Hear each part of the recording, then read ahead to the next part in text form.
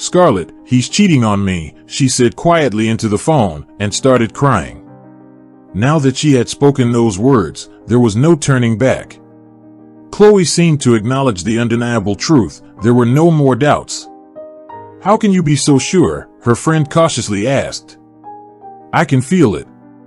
Liam looks at me differently. He's become distant, hardly talks to me like before. It's as if we're not husband and wife anymore, just neighbors sharing an apartment. And there have been a few times when he smelled like women's perfume. Not mine, sandalwood and freesia. I can't stand those scents. Last time he came back from his business trip, his whole shirt reeked of it. Maybe it's his assistant, the one Liam travels with. Were they sitting together in the car?" Scarlet suggested, realizing how silly her words sounded. "Maybe it is his assistant," Chloe agreed, "but I can't imagine how close they must have been in that car to reek of perfume like that." "I'm sorry, it was a silly idea," Scarlet admitted, "but could it really be true that he's cheating?" "I used to think it was all nonsense, just my fantasies," Chloe continued, "but something else happened recently. I was going to take some clothes to the dry cleaners, and I pulled out Liam's coat from the closet, and you know what I found in his pocket? A receipt for the purchase of lingerie worth 20,000 rubles. I can't afford such extravagance, I stock up on sales. But he's buying lingerie for his lover." Scarlet tried to calm her friend. "Could it be for you? A gift, did you consider that?" "First, I thought so," Chloe confessed, "but then I examined the receipt more closely and saw the date. Scarlet, he bought that lingerie a year ago. I don't know who the gift was intended for, but it certainly wasn't for me." Scarlet remained silent for a moment and then asked, "What are you going to do now?" "First, I'm going to find out who he's seeing," Chloe said firmly, "and then we'll see." "Hang in there, my friend," Scarlet murmured. "Honestly, I don't know what else to say to you. I can't imagine how I would react in your place, so I can only offer you my moral support. Whatever happens, I'll always be on your side, remember that." "I know, Scarlet, I know," Chloe smiled, "you're a true friend." She spent the entire day in a daze. She mechanically prepared dinner for her husband, listened to the radio without remembering a single word of the songs. The same thought kept spinning in her head. Who was this woman trying to steal Liam away from her? Chloe almost regretted being on vacation. Usually, she saw this time as a break, a chance to take a deep breath before diving back into work. But now, right now, she would rather be in the hospital with Scarlet. The two friends worked as nurses in a clinic and always shared their joys and worries. Along with her dark thoughts, Chloe missed Scarlet terribly. At exactly 6 o'clock in the evening, the front door lock clicked. Liam was as punctual as ever. Chloe pressed the button on the remote, turned off the TV series whose plot she hadn't been following, and went to the hallway. "Hello, dear," she said, looking closely at her husband. He just nodded, hanging his coat on the hook. Chloe sighed, remembering the times when she and Liam used to passionately kiss when they met and would head straight to the bedroom instead of the kitchen. When was that? It seemed like it happened ages ago. Chloe felt like it had happened to someone else. One particular day stood out vividly in her memory, the day she first met her future husband. On that morning, she was running late for work and, in a hurry, she was rushing to the bus stop, barely looking around. Suddenly, something black darted from beneath her feet. Upon closer inspection, Chloe realized that the frightened creature was a fluffy black cat. "Wait!" Chloe shouted, "Kitty, kitty, kitty." The cat didn't listen and ran straight onto the road. Chloe chased after it, desperate to catch up. She reached the cat at the edge of the road, and it cowered on the asphalt, too frightened to move. Chloe knelt down beside it and hugged the cat to her chest. Somewhere nearby, a car screeched to a halt just centimeters away from Chloe. She felt like she could almost sense the hot breath of metal. The car door slammed shut, and the driver approached her with irritation. "What are you doing? Tired of living?" The stranger snapped. Chloe shook her head. "I was saving the cat. You could have run it over." "I could have run you over." The stranger shouted. "Did you even think about that?" Chloe held the cat close to her and remained silent. The adrenaline from the ordeal rushed over her anew. Chloe felt like she didn't have the strength to stand up. The driver seemed to read something in her face because his tone softened slightly. "Let me help you up. You can't sit in the middle of the road." Chloe looked at him in surprise. The man was smiling. "Are we back to addressing each other formally?" the girl asked. "I realized I was wrong," the driver replied. "I'm sorry. Let's stick to calling each other you like we used to," Chloe said. "It won't be so formal." The driver extended his hand, helping her to her feet. "I'll give you a ride," he offered. "I need to make up for my rudeness." "I should be the one apologizing," the girl replied. "I nearly caused an accident on the road." "Then the one who should apologize is this little black furball," the man remarked. "Are you planning to take him with you?" Chloe looked at the cat, who had already settled comfortably on her lap, curiously observing its surroundings. It seemed like the cat felt right at home in the car and had no objections to the ride. "I'll have to," the girl nodded. "In my opinion, we should look after this troublemaker, or he'll end up without an owner." "You're taking him home with you," the man exclaimed. "That's quite heroic, taking in the one who nearly caused you harm." "He's not to blame," the girl replied. "Besides, our meeting may have been fate." Later on, she often thought that these words could also apply to their chance encounter with this driver. The man remained very polite with her. He noticed that Chloe had torn stockings and offered to drive her home. "You can change, leave this furry one at home," he said. "Why take him to work? He'll make a mess there, just like he does at home." The girl smiled. "All right, let's go. I'll be late, of course, but I can't go to work in this condition. Besides, we're not allowed to have pets there." "Is it some important company?" the man inquired. "Very," the girl nodded. "It's the city clinic. If you ever need a shot, feel free to visit us." "I hope I won't have to," Liam chuckled.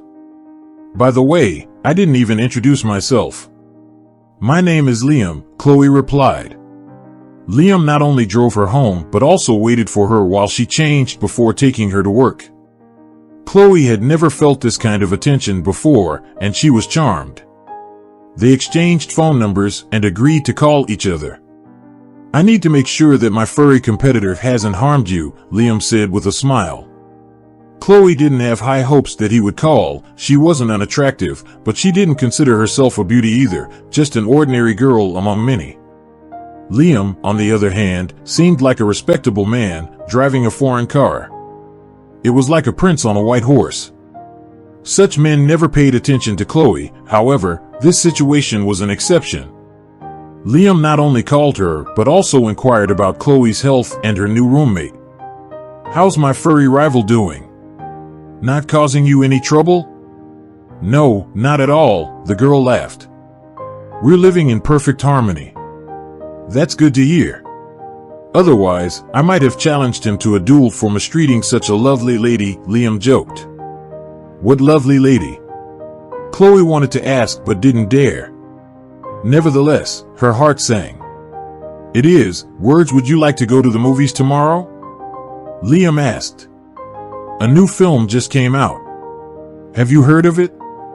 Chloe didn't care about the movie they would see. She would go with Liam. Even to a horror film. Even though she couldn't stand scary plots, with him, she feared nothing. The young couple started dating, and Chloe was incredibly happy. Liam wasn't the snob she initially thought he was when they first met. He could crack a joke, tell a funny story at the right moment, and didn't act arrogant, despite having achieved a decent position in a large company at a young age. It seemed that only when talking to Chloe did he forget about his status and could converse easily and naturally, like an ordinary person. After 6 months, they set a wedding day. Scarlet was her witness and was thrilled for her friend. "Well, there you go. I used to say that guys aren't interested in you," she whispered with a laugh, nudging her friend. "Look at the groom you've snagged." Chloe watched him and couldn't believe her luck. She truly felt like she was living in a fairy tale. It seemed like their married life would be easy and carefree, just like in the books. They would grow old together, celebrate their diamond anniversary, gather around the table with their children and grandchildren. But things turned out differently. The couple had been married for 10 years, but they never had any children. Instead, there was an unknown woman Liam met during his business trips. Chloe didn't know whether to be angry or cry. She sat at the table opposite Liam, watching him as he manipulated his fork, so familiar yet at the same time so distant. Chloe didn't know what secrets he was hiding from her. Unaware of her scrutiny, her husband calmly said, "I'll have to leave next Wednesday. We're handing over a new project, and my presence is required." No one else from the head office was willing to go, and of course, you volunteered. Chloe couldn't help but say. Liam looked at her in surprise. "It's my job, Chloe. They pay me good money for it. Do you think I can just refuse a business trip like that?" Chloe pouted and remained silent. "What's gotten into you?" Liam looked at his wife in surprise. "Nothing, sorry," Chloe said as she got up from her chair. "It seems like I overdid it with cleaning today and got tired. I need to lie down. You can leave the dishes in the sink, I'll wash them tomorrow."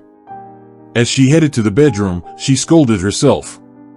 Why had she had that outburst? Chloe had no intention of causing scenes, demanding confessions, or asking Liam about who he constantly met during his business trips. She wanted to find out everything herself. "Where will you be staying?" she asked one evening, watching her husband gather his papers. "The same place as always," Liam absent-mindedly replied. "A small hotel on the waterfront. I like that place. There's at least one plus to my job, I can choose where to stay myself. Before, they always put us up in some dives." Without Liam's knowledge, Chloe opened the city map and found that hotel on the waterfront. There was only one hotel on the waterfront, so there could be no mistake. It was the one. She hesitated for a moment but then pressed the button to reserve a room.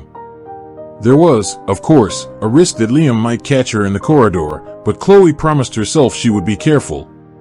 She couldn't see any other way to get closer to her husband and decided to take the risk. On the morning when Liam was leaving, Chloe was very nervous. Her husband had to take a train to his destination, while she had to take a bus. Chloe, thank God that Liam hadn't noticed her travel bag. It wouldn't have been easy to explain where she was going in his absence. Liam kissed her on the cheek and waved. "I'll call when I get there." "Be careful," Chloe dutifully wished him a safe journey. She couldn't stand these empty, meaningless phrases. When did she and Liam become like this? As if they were two characters with a long-established script. Chloe promised herself that one way or another, this would all end soon. She would find out the truth, and either Chloe would win her husband back or she didn't want to think about the second option. While at the bus station, Chloe called her friend and said, "All right, I'm on my way." "Good luck," Scarlet replied. "I'll be crossing my fingers for you, although, no, not immediately. I have surgery now and then a few dressing changes." Chloe's mood was gloomy, but she managed to smile. "I see how it is. So, an appendectomy is more important to you than our friendship?" "It's a tough call," Scarlet left. "I'll check with the doctor, okay? But seriously, I do wish you all the best. Give that scoundrel a piece of your mind, all right?" "Oh, Scarlet," Chloe said. "Deep down, I still hope that it's all in my head, a stupid chick infidelity, maybe there's nothing going on, what if it's all a silly misunderstanding?" "Well, you'll find out when you get there. Regardless of what happens, I'm on your side. The truth needs to be known. How long can you bury your head in the sand?" The hotel Liam had chosen for his stay turned out to be a charming two-story building. The windows surely offered beautiful views of the river, but Chloe had no time to admire the scenery. She was intensely scanning the surroundings, expecting to see her husband around every corner. Chloe was in luck, Liam didn't notice her. However, she did see him as he descended the stairs to the ground floor. It was just in time, too. He was heading somewhere other than work, as he didn't have his briefcase full of papers with him. Feeling like an experienced spy, Chloe followed him. She kept a safe distance, but the waterfront was too open, with no hiding places. If Liam turned around even once, it would be over. Fortunately, he was in a hurry and wasn't looking around. Soon enough, Chloe found out where he was going. A slender girl standing by the railing waved to him. Liam quickened his pace even more. Chloe had forgotten about her pursuit. Apparently, this short journey had come to an end. She studied the stranger with jealous eyes and noted some details. Liam's paramour was painfully skinny, skin and bones. Such people often become fashion models. Her hair was light, reaching her shoulders, and her face had an innocent charm. Chloe could understand what had attracted her husband. Moreover, the stranger looked about 5 years younger than herself, which grated on Chloe's nerves. She was just over 30, but she had never considered herself old. However, in the presence of a younger rival, she suddenly felt ancient. Her thoughts about her own age vanished when Chloe saw what happened next. A child, a 3-year-old girl who had been drawing with chalk on the pavement, abandoned her drawings and ran towards Liam. Chloe watched in stunned silence as the girl grabbed Liam's legs, and he, with a smile, lifted her up and placed her on his shoulders. Before her eyes, an idyllic scene unfolded, the picture of a perfect family, the kind Chloe had always dreamed of. Chloe was so engrossed in what was happening that she didn't react when a car horn honked behind her. A toddler on a tricycle had crashed into her, nearly knocking her over, and she heard him mumble in embarrassment, "Oops, an accident." Chloe exclaimed. The child's mother was already running toward them. "Andrew, you can't do that. Why didn't you brake?" "I'm so sorry, please forgive him," the woman addressed Chloe. "We just got him a bicycle, and he hasn't learned to ride it properly yet." Chloe replied absent-mindedly, "It's okay," but she was lying. In reality, it hurt a lot, but not from the impact of the tricycle. Her soul ached at the sight of Liam enjoying himself with his unofficial family. Liam turned into the commotion and saw Chloe. It was too late to hide. His expression changed, and he put the little girl down. He said something to his companion and headed toward his wife. Chloe struggled to stay put and not run away. "What are you doing here?" Liam asked sternly. "Were you following me?" "People say hello when they meet," Chloe retorted, sounding childlike because she didn't know what to say. "Decent people don't engage in stalking," her husband replied. "Oh," Chloe retorted, "decent people don't have mistresses, just so you know." Liam's paramour crouched down and talked to her daughter about something, but Chloe couldn't shake the feeling that the young woman occasionally glanced their way. "Is this your daughter?" Chloe asked. "Yes, I think it's pretty obvious," Liam muttered. He clearly didn't like this conversation. "But I don't understand, how could you, Liam? We've spent so many years together, 10 years, I remember, and in all those years, you never gave me a child." That sentence felt like a slap in the face. So that's what her husband thought of her, as a barren burden, someone who couldn't fulfill her role as a mother. Chloe felt like she couldn't take it anymore. She had two choices, either slap Liam or burst into tears in front of everyone. She needed to get away as quickly as possible. Chloe turned to leave, but her husband caught her hand. "Wait, let's take a walk, talk," he insisted. "Please, Chloe, hear me out." Leaving the two other women to deal with the child, they slowly walked along the river. Chloe gazed at the water, contemplating how strange the world could be.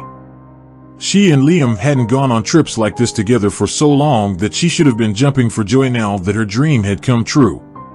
However, Chloe felt nothing but a strange emptiness because she had been replaced. As happy, laughing couples walked toward them, Chloe lowered her gaze to hide her tears. Liam took her arm, perhaps trying to act like the perfect husband or maybe afraid she would run away, but Chloe no longer cared. No gesture, not even the most tender one, could change what had happened. "Lucy works at our branch," Liam was explaining in a half-whisper. "We met a few years ago when I came here for another business trip. She's not from around here, from a small village. We struck up a conversation. Lucy asked me for advice on finding an apartment. I gave her a few tips, and we looked at some listings together. And then she got pregnant. Chloe said sarcastically, "What a touching story." "It happened by accident," Liam said calmly. "Neither Lucy nor I planned for a child. When she became pregnant, she wanted to have an abortion because she knew it wouldn't work out between us. I asked her not to do it, you see. I really wanted children and also became the child I had always dreamed of, the one you couldn't give me." "Thanks for the reminder," Chloe muttered. "And I'm curious, why didn't you go live with her if your relationship is so perfect? Were you afraid to quit your job at the headquarters? Do they pay you more there?" "It's not about the money," Liam shook his head. "It just wouldn't have been fair to you. I'm already guilty of deceiving you. We didn't need to get divorced because of a silly affair." "Children don't come from silly affairs," Chloe retorted. She stopped and pulled her hand out of her husband's grasp.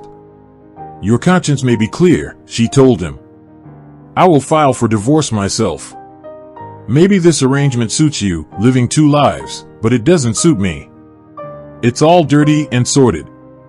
Goodbye." Chloe turned around and walked resolutely back toward the hotel. Liam called out to her, but he didn't make any attempt to stop her. Eventually, even his voice faded away. When Chloe turned around after some time, she couldn't see her husband. He probably went back to his lover. Chloe was relieved that she hadn't unpacked her bag. She didn't have to waste time on that. Ignoring the puzzled looks from the receptionist, she left the hotel and headed to the train station. The train was departing in a few hours, and Chloe preferred to spend that time away from her husband rather than staying close to him and Lucy, the other woman. However, time at the train station seemed to drag unbearably slowly. Chloe read all the posters several times, drank coffee from the vending machine, and then couldn't resist taking out her phone and calling her friend. "Hello, Scarlet, are you not sleeping well?" "Not anymore," Scarlet replied without a trace of annoyance. "But don't worry, I don't have work tomorrow." "Is something wrong?"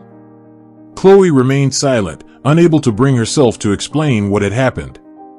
Scarlet seemed to figure it out on her own. "He's cheating on you, isn't he? You found out everything?"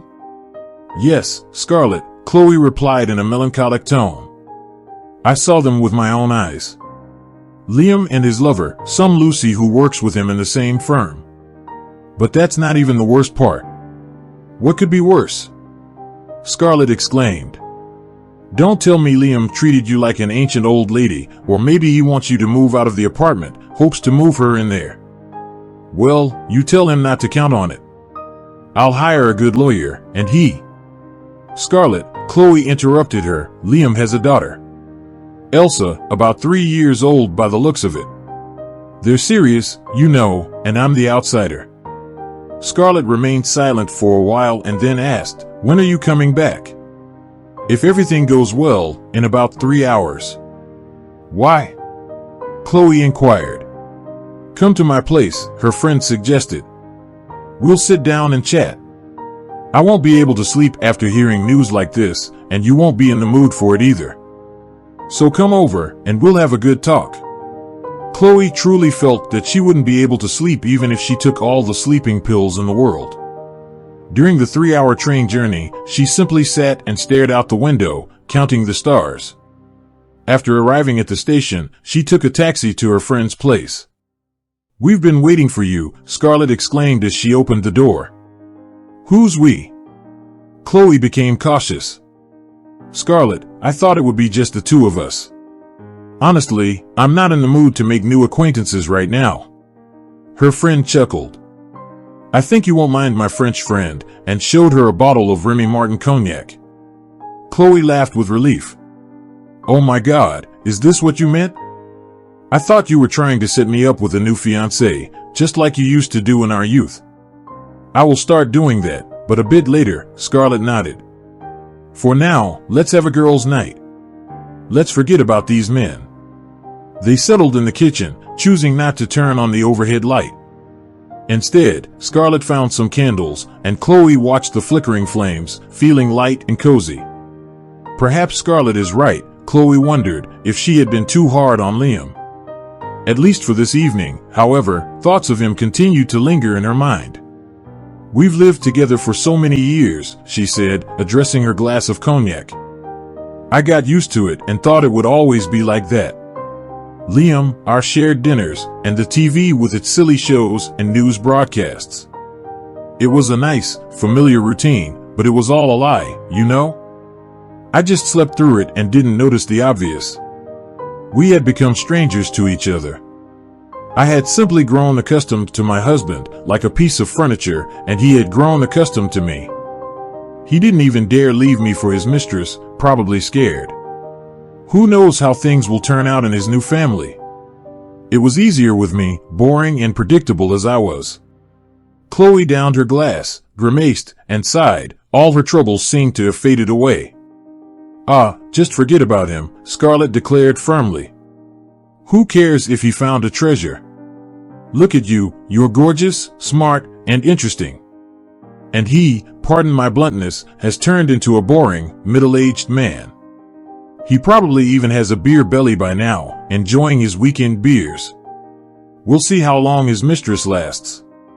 They continued chatting until 4 o'clock in the morning, and then Chloe checked the time and realized she should get some sleep and pack her things.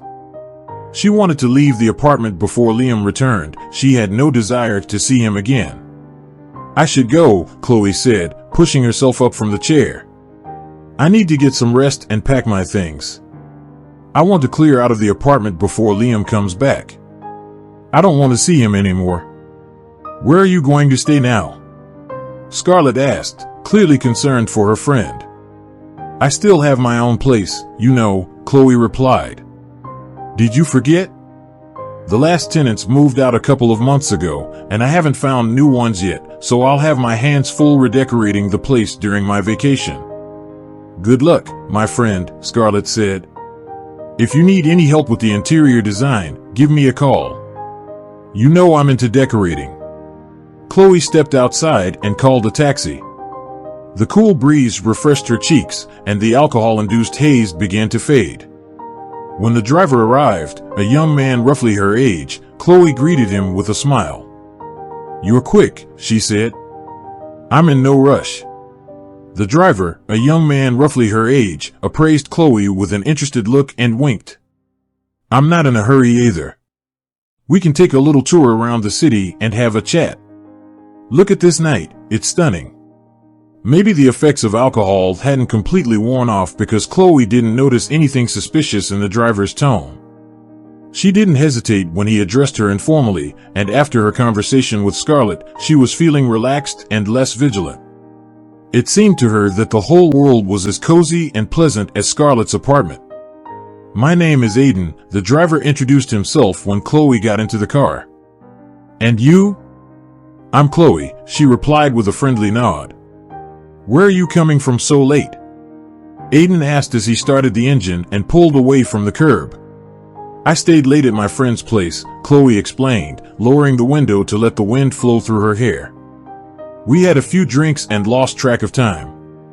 A few drinks? Aiden chuckled. What's the occasion? There doesn't seem to be a celebration tonight. Chloe hesitated for a moment, considering how much to share with this stranger. Finally, she decided to keep it vague. Just catching up, you know, she replied. Sometimes you don't need a special occasion to enjoy the night. Aiden smiled and nodded, seemingly accepting her explanation. They continued their drive through the city, with Chloe lost in her thoughts and enjoying the cool night air. I have, Chloe said with cheerful audacity, I'm getting a divorce from my husband. We've been together for 10 years, and now I'm as free as a bird. Why not celebrate? Free, huh, the man repeated. I'm single too. But let me tell you, loneliness is a terrible thing. Sometimes you wake up in the middle of the night, and there is no one beside you. It makes you want to howl like a wolf. Chloe looked at him sympathetically. Don't be so down on yourself. You'll find your other half someday, you just need to keep your eyes open. Maybe she's right around the corner. I am looking, the man nodded. And I see such beauty right beside me. Maybe you could be my other half, even if it's just for tonight. After all, our paths crossed for a reason. Chloe looked at him with confusion. No, I can't, she shook her head. I'm sorry. Maybe you misunderstood me. I'm not looking for new relationships. Oh, come on, don't play games, the taxi driver said irritably. I noticed right away how you were looking at me. You even smiled so seductively. You women are all the same. One dad dumps you, and you run to another. The car came to a stop in Somaliland, and Chloe looked around in panic. Wherever he arrived, this isn't my home. I don't know this place. Yeah, what does it matter whose house it is? The man muttered, grabbing her by the shoulders. Chloe screamed, but the driver quickly covered her mouth with his hand while his other hand roamed over her knees. Chloe tried her best to push the intruder away, but her strength was clearly no match. What's happening here? A strange male voice sounded as if from the heavens. The taxi driver suddenly disappeared, and someone pulled him away from the girl, grabbing him by the shirt collar. From a distance, the sound of a brawl could be heard. Chloe took a few deep breaths, trying to regain her composure, and then got out of the car. An unexpected scene unfolded before her eyes. The taxi driver, curled up in pain, lay on the ground holding his broken nose, while an angry young man stood over him shouting, "Is that enough for you, you scoundrel, or do you want to add more? I can report you to the police if things are going so badly." Chloe looked fearfully at the scene. The guy appeared younger than her, but he looked strong and muscular, unlike the disheveled taxi driver. The stranger felt her gaze and looked at the girl. "Are you okay? Did he do anything to you?" No, Chloe hurriedly replied. "Everything's fine. Let's just go from here, please." She didn't even know why she was in such a rush to escape. The appearance of the taxi driver, pitiful and defeated, filled her with genuine horror. Apparently, it was evident on Chloe's face because her savior became concerned. "You don't look good. Are you okay?" "Let's just go from here," Chloe repeated, slightly hesitating. The guy looked closely at her and extended his hand. After a moment of hesitation, the girl took it. "Where are we going?" she asked, constantly glancing back at the groaning taxi driver. "I need to get home, but after this incident, I don't dare to call a taxi. Maybe it's better to walk." "I'll escort you," the guy replied. But a bit later, "You need to regain your composure, perhaps have some strong tea with sugar. You're barely standing on your feet, you might faint at any moment." "No, I won't let you go just yet," Chloe said, slightly hesitating. The guy looked at her with confusion. "I'm not a maniac, don't worry. I can't stand people like that myself." "I noticed that," Chloe nervously chuckled, "and that guy probably can't either. So, let's go to my place," the guy smiled. "I'll treat you to some tea, and there will be pastries too. I hope you don't watch your figure too closely." "No," the girl shook her head. "Actually, it's a pity you offered me pastries. After a stressful situation, I tend to eat like there is no tomorrow." "Sure, go ahead," the guy waved it off. "Enjoy." His apartment was just a stone's throw away from the unfortunate alley, small and cozy, almost like Scarlet's. It was even strange to realize that it was a bachelor's den, although Chloe didn't notice any signs of other tenants in the hallway, no shoes, no women's coats, nothing. "Take your shoes off," the guy commanded. "I'll go put the kettle on. By the way, I forgot to introduce myself. My name is Carl." Chloe replied, "Thank you," as she entered the kitchen. "For saving me and everything. If it weren't for you." "Let's not dwell on that," the guy interrupted her. "It's better to sit down at the table. Have you washed your hands? We're about to have a feast." Chloe watched the guy with a smile. Muscular and strong, he behaved like a boy. Chloe didn't even feel that there was any age difference between them. Ready, Carl placed a cup in front of her and sat across from her. "And here are the pastries. Choose what you want, but I recommend this one with a little rose on it. I think it's the most delicious." "Thank you," Chloe nodded, taking the tea. Fear slowly faded from her soul, or rather was displaced by Carl's friendly gaze. Before long, Chloe realized that she could think about the incident with the taxi driver without shuddering. "Your place is so nice and cozy, I don't even want to leave," she said. "Will you stay then?" Carl shrugged. "I'm not sending you anywhere, and I wouldn't dare to let you go alone after what happened. Let's wait until morning, and then I'll escort you home. It will be light out in a few hours. It's inconvenient. Chloe, blessed you, were probably returning from work and wanted to rest, and here I am, an uninvited guest." "How can you be uninvited if I invited you myself?" Carl was surprised. "I won't be able to sleep tonight anyway. It was a tough day at work. We lost a person." "Are you a doctor?"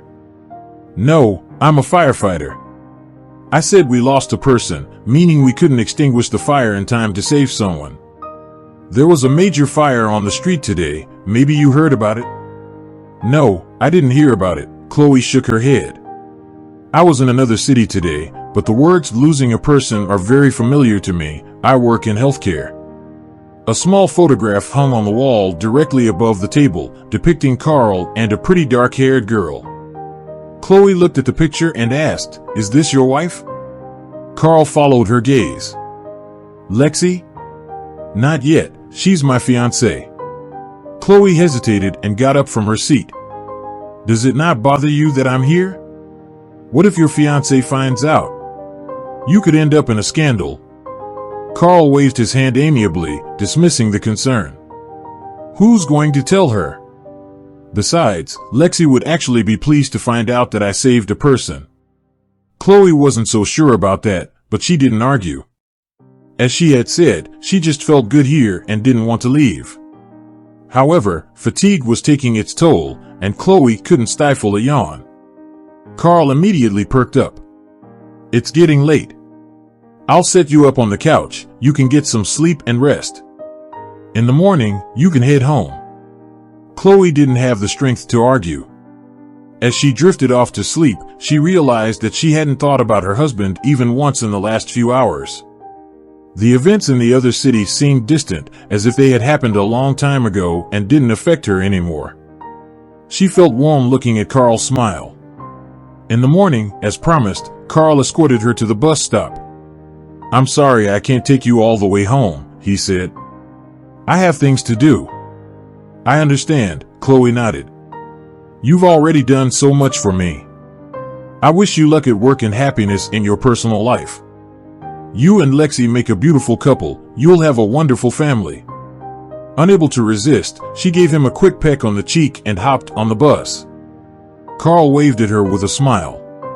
"Someone's lucky," Chloe thought with a sigh as she settled into her seat. Lexi got herself such a wonderful guy. Wait, what am I thinking? Carl is younger than me. We would never work. But still, it's oddly disappointing.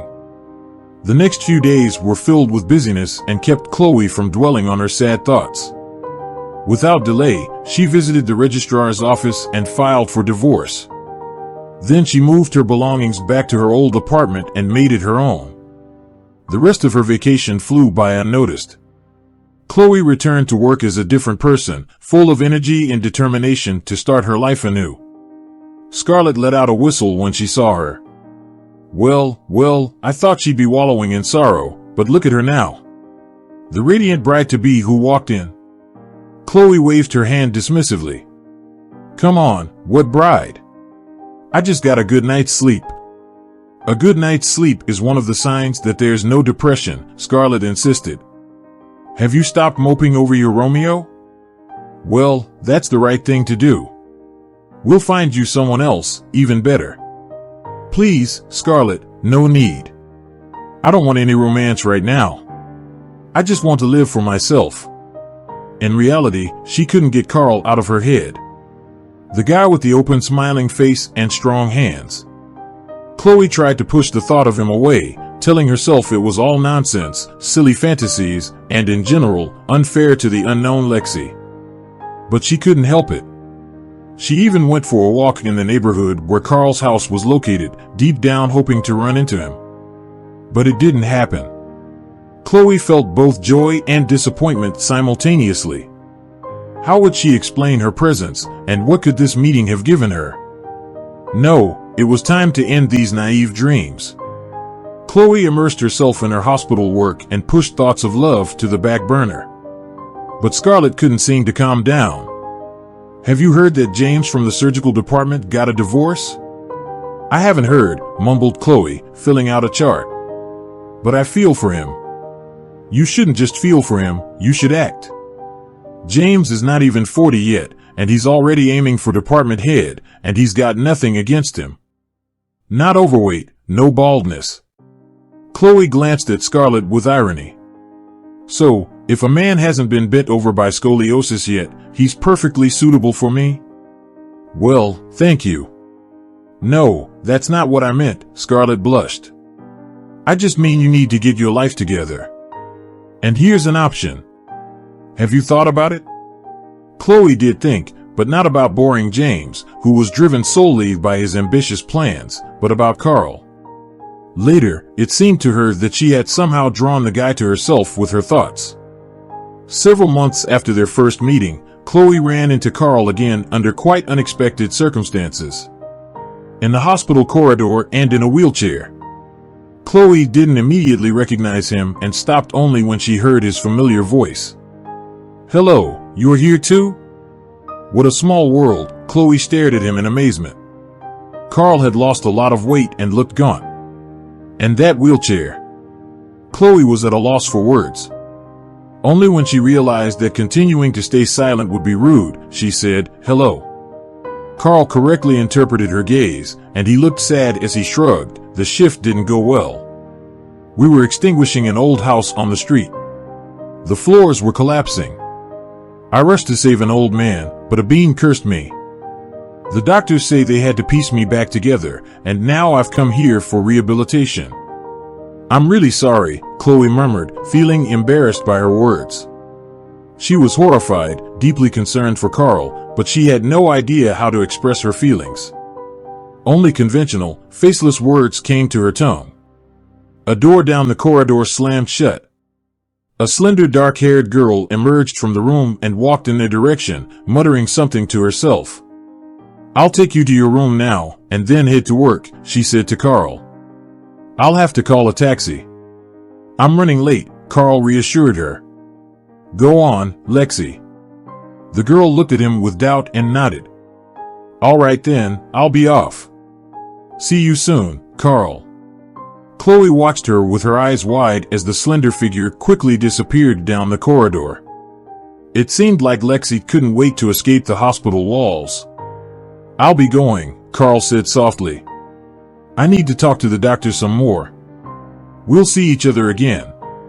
Chloe nodded, still in shock from what had happened. She rushed to find Carl's chart. Carl's case was quite serious, and a quick recovery wasn't expected. After finding out which room he was in, Chloe visited him a couple of days later. "Hi," she forced a smile and greeted him. "How are you?" Carl accepted her visit as natural. "I'm missing home," he replied. "Time moved so slowly here." "Not very well at work," the girl objected. "So, is that why you chose this profession? To go home faster?" Chloe replied. "Not at all," Chloe answered. "In fact, when I was a child, I was very lucky with our neighbor, Mr. Taylor. He lived next to us. He was a professor of medicine. He was an elderly, highly respected specialist, but he was always kind to me. He helped me treat our dog, Rex. He was a wonderful man. I wish I knew where he is now." When I was 15, Mr. Taylor moved to the countryside to be with his son. Maybe he's still living there. She paused for a moment and added, "What do the doctors say?" "How are you doing?" "No changes so far," the guy replied gloomily. "But I will fight. I absolutely need to get back on my feet, you know?" "Of course," Chloe replied encouragingly, squeezing his hand. "I've been in a similar situation myself." That was true. Chloe also had to get back on her feet, but in a moral sense, after her divorce from Liam, and in that, Carl's help had been invaluable. Now it was the guy who needed her. She vowed to do everything in her power to help him walk again. Meanwhile, Carl was constantly upset about his disrupted plans. Lexi and I were planning to get married. We bought the rings, reserved the restaurant, and then this fire happened. Lexi is completely disheartened. We've been waiting for this day for so long. Deep down, Chloe judged his fiancée, but she kept silent. To be devastated over a canceled wedding, Chloe would have been relieved if she were in Lexi's shoes, just grateful that the groom was still alive. What about the white dress, however? Lexi seemed to have a different perspective. One day, when Chloe visited Carl in his hospital room, she found him in a truly pitiable state, both physically and emotionally. It seemed like he had been crying recently. What happened? Chloe asked with concern. Is something hurting? Lexi left me, Carl said sadly. She said she cares about me, but she's not willing to spend her whole life with a disabled person. So what's the point of all this treatment, procedures, if there's still no result? Who would need me like this? I do, Chloe said with unexpected fervor. I need you. I won't give up on you no matter what, and I'll help you get back on your feet. Trust me. Carl looked at her with astonishment. Chloe didn't avert her gaze. She genuinely intended to keep her promise, even though she didn't know how yet. Inspiration struck her during a sleepless night. The idea seemed timid and foolish to her, but it was definitely worth a try. Early in the morning, she boarded a suburban bus and headed to the village to search for the very doctor who had set her on this path. Chloe had no doubt that the endeavor was almost hopeless. Many years had passed, and Mr. Taylor might no longer be in this world, or perhaps he was alive but too old to practice medicine. Additionally, Chloe had no idea about the size of the village. It had grown significantly over the years and become quite extensive. Chloe had luck on her side. It could only be described as fate's intervention when, in a passerby on the street, she thought she saw something familiar. Casually, she asked, "Excuse me, are you by any chance Mr. Taylor's son? You look very much like him." The man nodded in surprise. When Chloe expressed her request, he furrowed his brow. "I don't even know my father. He hasn't practiced in a long time.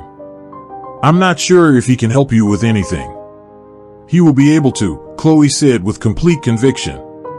"He's a doctor by vocation, and that's for life. You understand? Then talk to him yourself," the man chuckled. "If you can persuade him, it's a done deal." Mr. Taylor was found in the garden, sitting in a gazebo. Chloe could hardly restrain herself from hugging him. The professor had aged significantly, hunched over, but he still carried himself like a wise gentleman. Chloe almost cried with affection when she noticed that his intelligent, thoughtful gaze hadn't changed a bit. At first, they talked for a long time, reminiscing about the past. Then Chloe laid out Carl's documents on the table. Mr. Taylor studied them for a long time, and then he spoke. "Yes, it's a severe case. But can you do something?" Chloe asked, her heart pounding with anticipation. The professor shook his head. "Not me, but you. I'm no longer up for all of this. I'll instruct you on what to do, and you will be the one to treat him. Understand?" "Yes," Chloe nodded resolutely. It goes without saying that the task ahead was not an easy one. Chloe had to help Carl recover not only from his physical illness but also from the emotional wounds inflicted by Lexi's betrayal. However, Chloe managed. She diligently followed all of Mr. Taylor's instructions, bought the necessary medications, and administered massages. Thanks to his optimism and Chloe's efforts, Carl gradually regained his spirits. A year passed. There were long months when Carl's health seemed to be at a standstill, and then there were times when it improved right before their eyes. But he did manage to get back on his feet. "We should celebrate this," Scarlet said, helping her friends set the table. "Carl is practically starting a second life. By the way, where is he?" "I don't know," Chloe shrugged. "He said he needed to go somewhere and left early in the morning. I'm getting worried." "Come on, don't fret over him so much," Scarlet reassured her. Carl is a grown man, and you're not his mother. All right, everything seems ready. I'll go now, and you can tell me later how it all went. Scarlet kissed her friend on the cheek and hurried away, leaving Chloe to absent-mindedly gaze out of the window. Scarlet's words touched the sore spot of mother. What if Carl really saw her that way because of the age difference and the care she had genuinely provided for him? There was a knock at the door, and Chloe startled, rushing to open it. It smells delicious in here, Carl smiled. Looks like we're having a feast today, huh? And this is for you. He handed her a handful of pure white lilies. Chloe smiled too. Thank you. They're so beautiful. They walked into the living room, and Chloe placed the flowers in a vase.